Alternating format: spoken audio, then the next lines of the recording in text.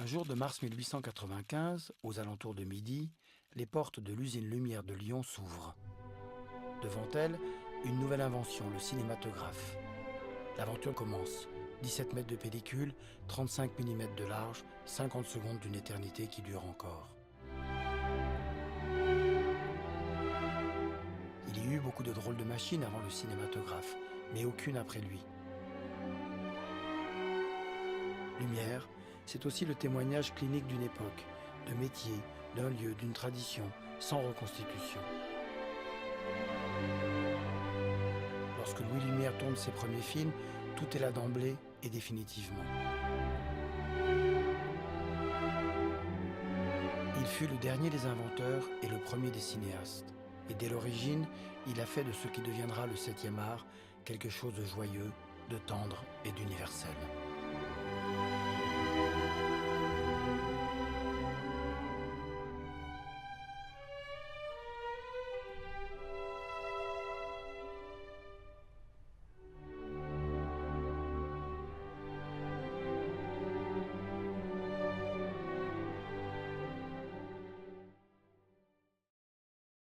Bonjour et bienvenue dans l'info du mardi, la pastille qui vous fait du bien, votre dose de vitamine de la journée pour une semaine pleine de bonne humeur. Moi, c'est Chant contre Chant. Vous me connaissez peut-être sous le nom de King Tao sur la chaîne d'illustres connus. Je suis le petit prince du cinéma. Alors, je suis ravi aujourd'hui de vous retrouver pour la première info du mardi. Et il ne s'agira pas que d'une info, mais de deux infos. Et nous allons parler de Lyon, la ville de Lyon. Et pourquoi? Qu'est-ce qui est lié à Lyon par le cinéma? Il y a l'Institut Lumière et le musée du cinéma et des miniatures. Mais comme vous l'avez remarqué, dans les vidéos précédentes, les deux vidéos, il s'agissait bien sûr des films des Frères Lumière et du musée du cinéma et des miniatures. Et pourquoi ça? Pourquoi Lyon? Ah, eh bien, tout bêtement parce que j'ai demandé à une personne qui est très importante pour moi, de lui demander est-ce que tu as une idée pour l'info, parce que c'est sa fête le 9 juillet. Donc si vous regardez dans le calendrier, elle s'appelle Amandine. J'en ai déjà parlé sur d'autres vidéos avec Illustre Connu, mais c'était très important pour moi que cette personne puisse me dire de quoi elle veut parler. Et en fin de compte, il s'avère que ça a été Lyon. Mais c'était Lyon par le biais des livres. Il y a, je crois, un salon du livre chaque année. Mais pour le cinéma, pour c'est plus facile, j'ai prévu l'Institut Lumière et le musée du cinéma et des miniatures. Je voulais vous parler de ça. Et donc, entrons dans le vif du sujet.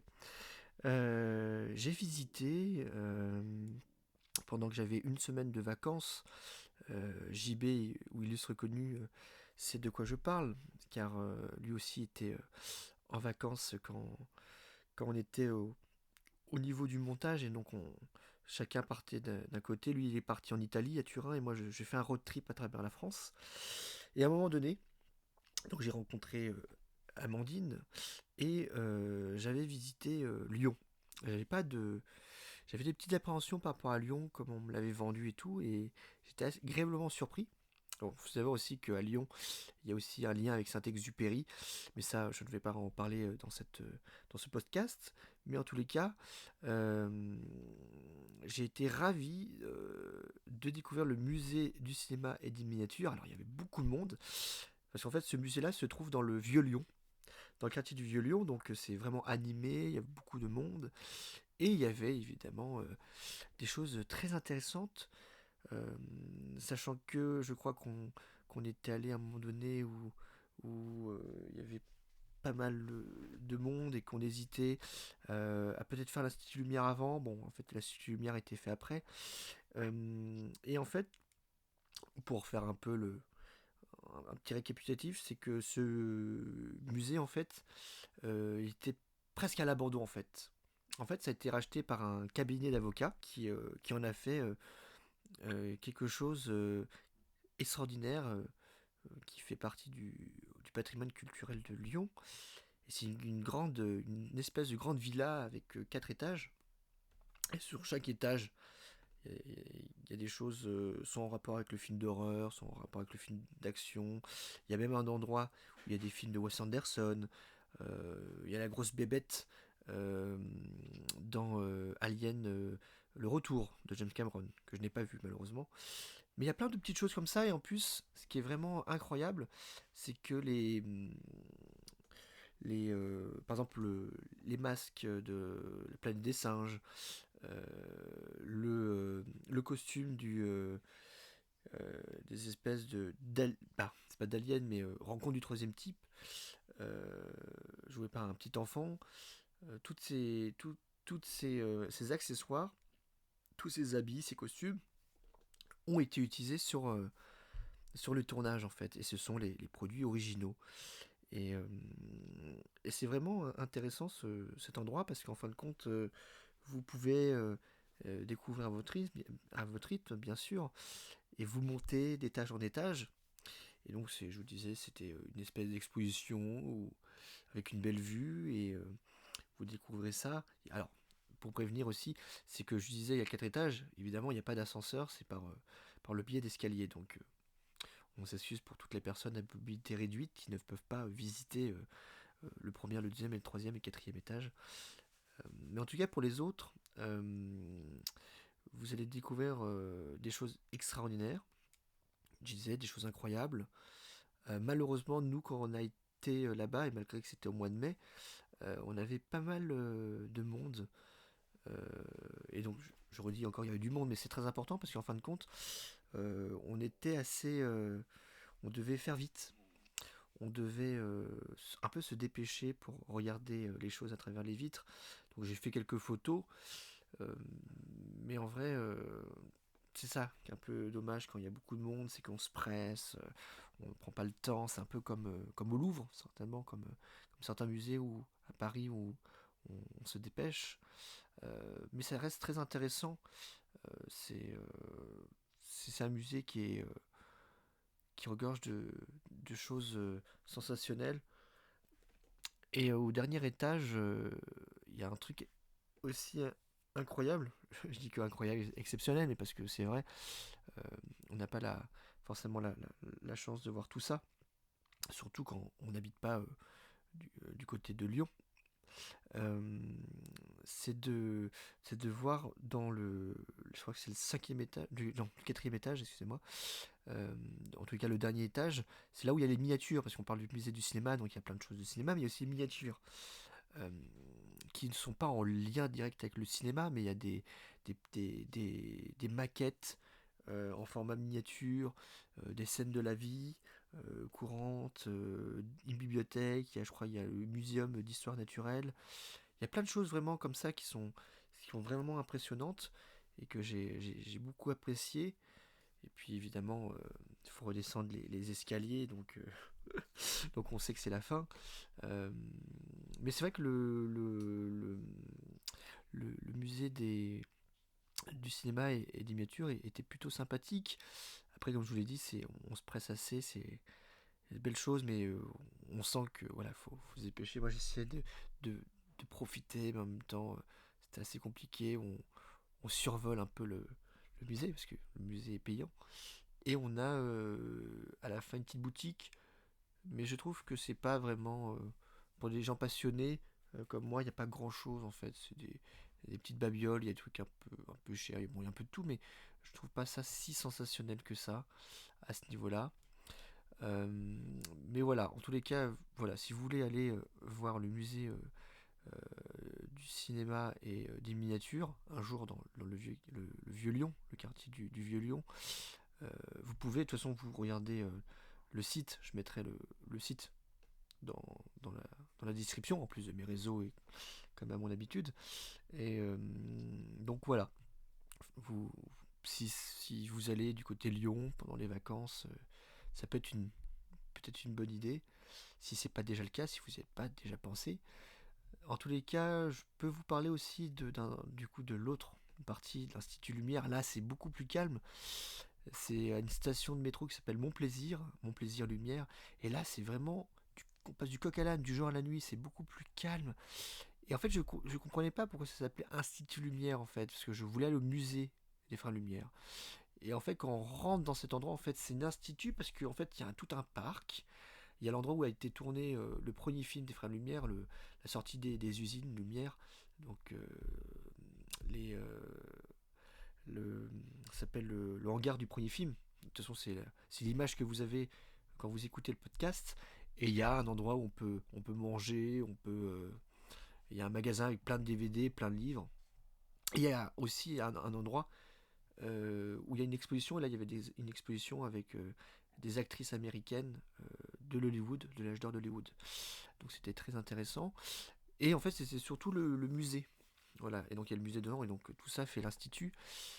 Et c'est vraiment un havre de paix, c'est comme ça que je l'ai ressenti.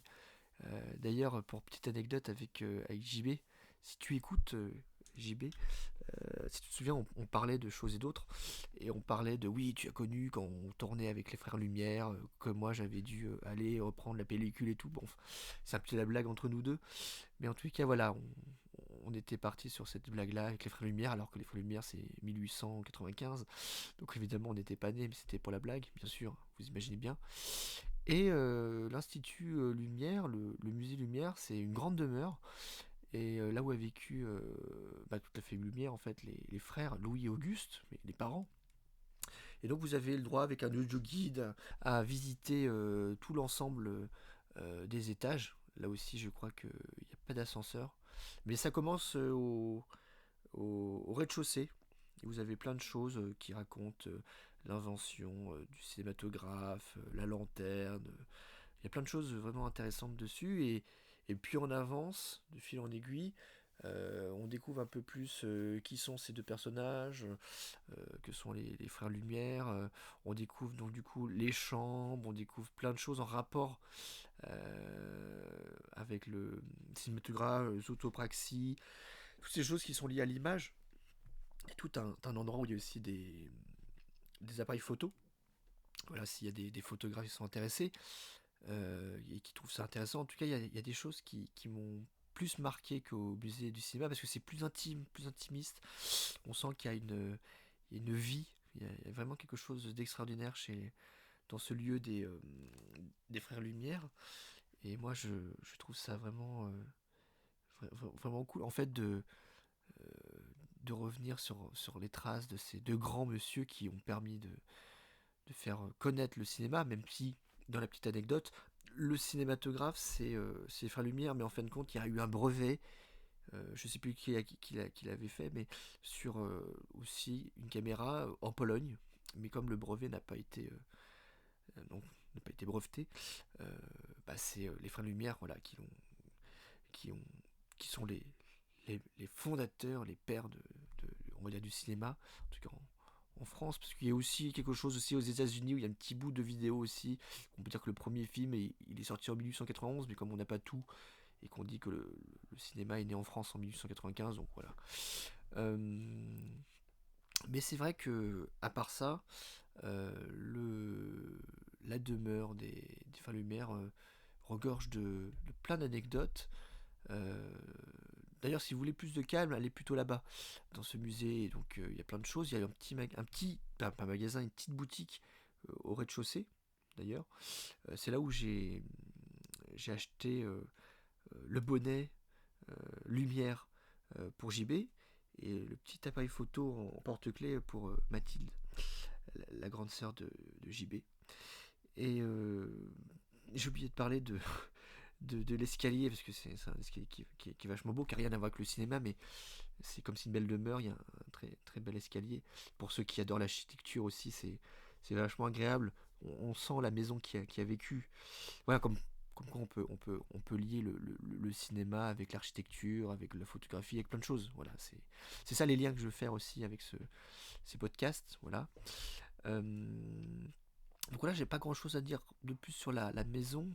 Il faut pas que ça soit trop long, mais en tout cas, vous donner envie si vous êtes à Lyon, vous voulez y aller, de voir cet endroit, ces deux endroits du coup. Et juste revenir vite fait sur le hangar du premier film, qui est un endroit où il n'y a pas grand chose. Il y a des films qui sont projetés là-bas.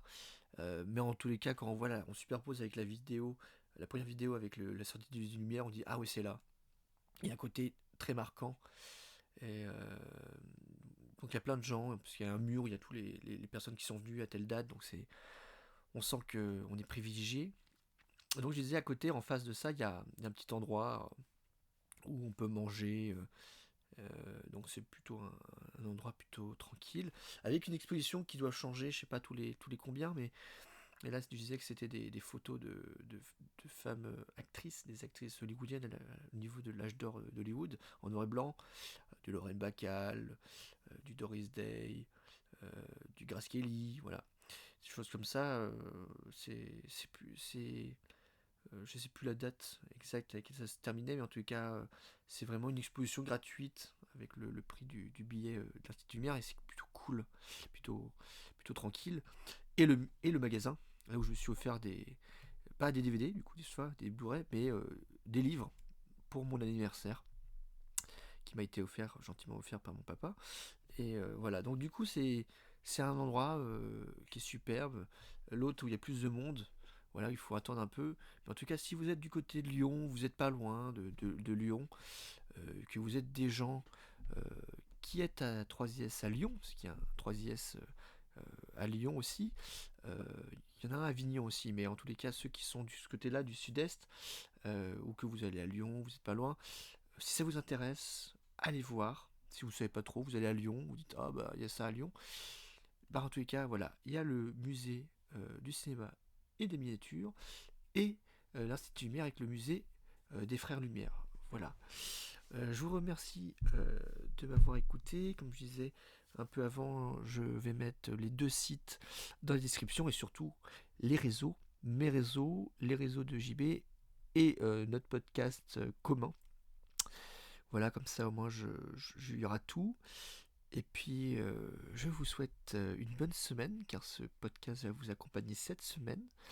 Ça sera donc publié à 8h, donc vous l'avez.